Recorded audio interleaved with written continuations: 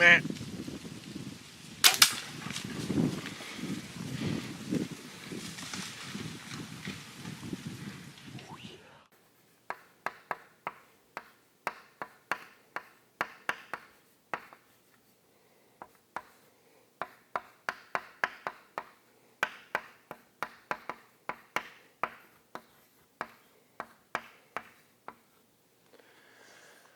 What I want to do today is I want to walk you through my thought process of finding my best hunting spot. So no matter whether I'm scouting public land, if I have permission on a place where maybe I only have a small section of the farm that I'm allowed to hunt, say if I'm sharing that with another hunter or other people that have permission, possibly the farmers or the owner's family that has their little areas or their times of year.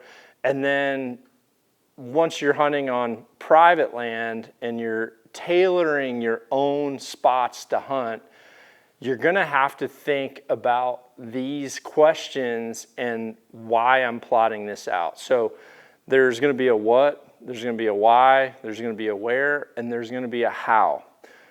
So the first thing that I do, whether I'm looking at that app and HuntWise is showing me this brand new place that I'm hunting, or if it's an existing place, I still want to ask these questions to maximize my ability to strike and strike fast. So my basic thought process above this in the bigger picture is I want to be able to leave the lowest imprint possible on that ground so that I'm able to have a lot of success in the shortest amount of time, because the reality is the longer you're there and the more you have to come and go, the more pressure everything's going to feel. And if they're feeling pressure, you're just going to see less. So the first question, what I ask, what time of year is this the spot? And what I mean by that is certain places are ideal for the opening season or the early season. So for example, on that, it would be, let's say you're in a state that opens September 1st, and on September 1st, alfalfa is in its third cutting. You're seeing a lot of game coming to that alfalfa for that first part of the early season, and usually they're fairly patternable. This is something that we've all seen over the years for people that have hunted something like, for say, the Milk River or out in Wyoming, where that early season deer are very patternable going to that food source of alfalfa. Otherwise, so that would be early season.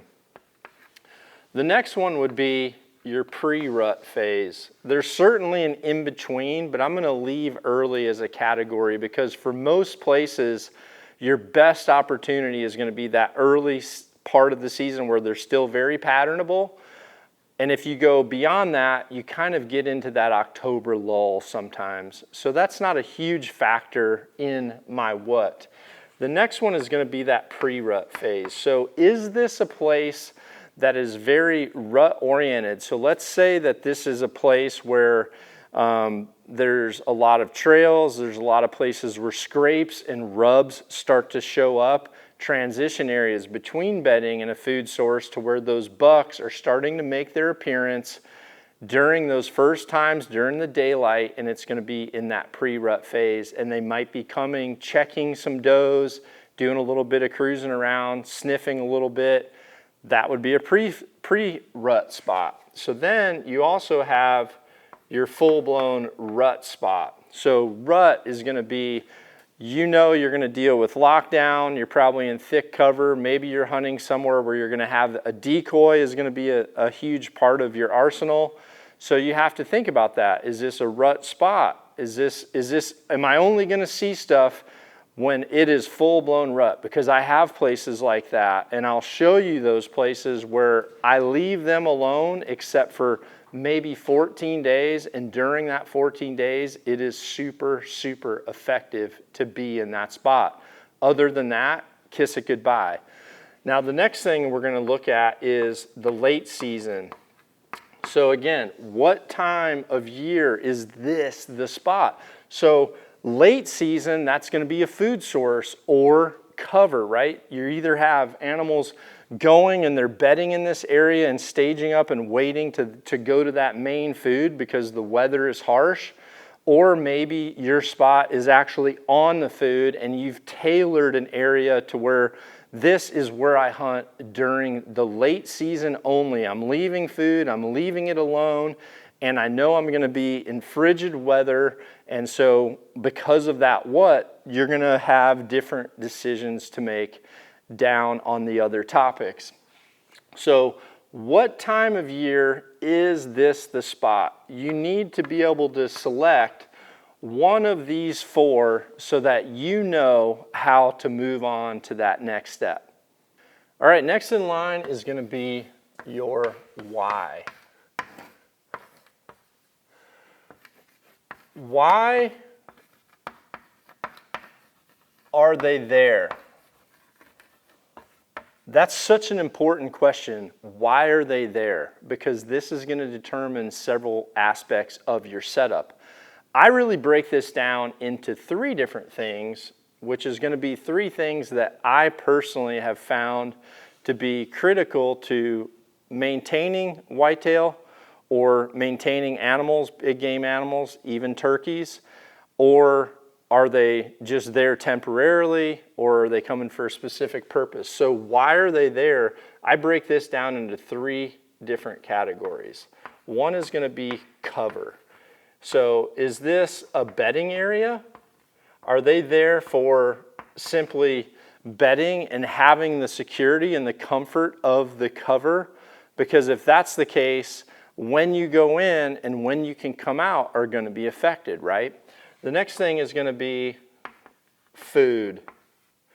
Okay, food is a critical component. Obviously, if you're hunting a food source and that's the why they're coming to the food, your next question is going to be, am I on the food source or am I actually just trying to hunt the area to where they're going? Because you might not have the food, but what you might have is a transition area, and if you know the why of they have to go from point A to point B because that's where they're going to feed, then it allows you to find your intercept on the app of where you need to be so that you can catch them in between that. Or if you're lucky enough to have the food and it's late season, well, okay, now we've connected two things to where we can now drop a pin on this is where we need to be. This is good for the late season and I'll have food. I got to be here. Then you can move on to the next steps.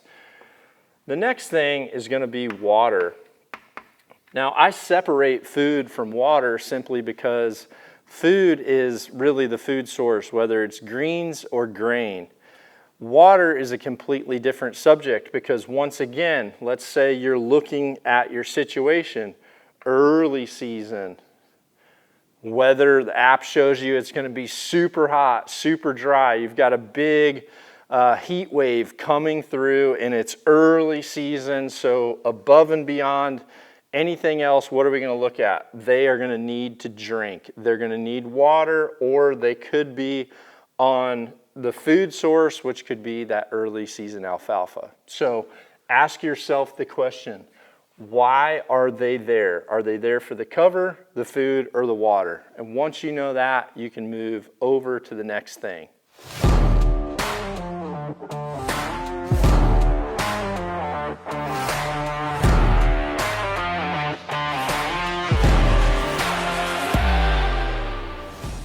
The where is such a critical component because you need to know where the animals are going to be going, but you also need to know where are they coming from. This is important because some stands you really have to factor in where is the entrance and the exit of the animals for this particular location. I can think of a lot of spots where although I want to be in one tree because it's the best tree, I've also realized over time that their preferred entry point to this food source that I'm thinking about right now is always in this exact spot. And I know that they're always exiting over here. So although I would want to be in a spot where I could possibly be closer, With the wind and the way the land is contoured, I know that I have to play it safe or I'm going to get detected. And that's going to be really important. So in this particular situation that I'm thinking about, I actually have this food plot that's a small little plot, and this is all cover over here. Now, the best place that I could have had a stand is actually right over in this corner right here. Now, the problem with that is the wear. So the wear is these animals, they want to come from this place, and the way this little food plot was established is they want to come out of the cover right here in this main little draw, and they actually just barely utilize this food source for a small period of time as they're staging up to then exit out of that field just like that to get to a large grain field that I can't hunt. So in this situation, I actually had to think of the wear, and I had to choose my stand location in a small little tree in this corner, knowing that my shots are going to probably be 35 to 40 yards unless they follow this edge around. But the wear is critical because the best option in regards to what I could have put a tree stand in was actually too close with the wind and the way it would swirl to where they are coming from, and I know where they're trying to go to. So that's absolutely critical. The last thing that we're going to talk about is the how. And this boils down to several things that the HuntWise app gives you and puts right in front of you. The main thing is, how are we going to hunt this spot? So now we've answered the question. Okay, let's say we've decided it's late season, we're hunting on food. We know where they're coming from. They're coming from bedding and they're going to come to this food source. So now I've got to think about the how. So for me, the how is going to be right away looking at the wind directions, the weather conditions during the time, the stand type. All that's going to be critical of the how. And the last thing that I personally like to think of in regards to the how is entry and exit. So let me break these down for you a little bit. With the how, what we're going to do is you could take that spot that you know is now going to be a late season food source, and they're going to be coming to that from a neighboring bedding area. So now we have to decide, what is the predominant wind going to be for that spot? Because if the predominant wind is mainly a hard northwest during that late season, but there's also some times where you're going to get that south wind when all of a sudden you get a warm up in the middle of the winter. In that case, you might need to have an option A and an option B in that location. But learning where the predominant wind is and adding that into your HuntWise app so that you can see where that wind flow is coming from, well, now you can pick the spot that has the best position for you to not be detected because of the smell or your smell. So obviously we can look at that late season food. We know where they're coming. We know where they're going. We can pick the spot based on the wind direction. Now, the other thing that you want to think about is, what is the weather going to be most likely during this choice of time? So for example, if by chance this wasn't the scenario I just said and it was the exact opposite, early season going to a food source, well, in that case it's going to be probably really hot. Or if you're hunting something out west where you have a lot of heat, if you're dealing with that, you might choose to have a tree stand versus a blind. Whereas in this location, I personally would prefer to see, can I get a blind here? Is this something where I can tuck a blind into some standing corn? Is it something where I can put a blind and it's going to be there permanently, and I always just leave that alone until the late season when I have the right wind?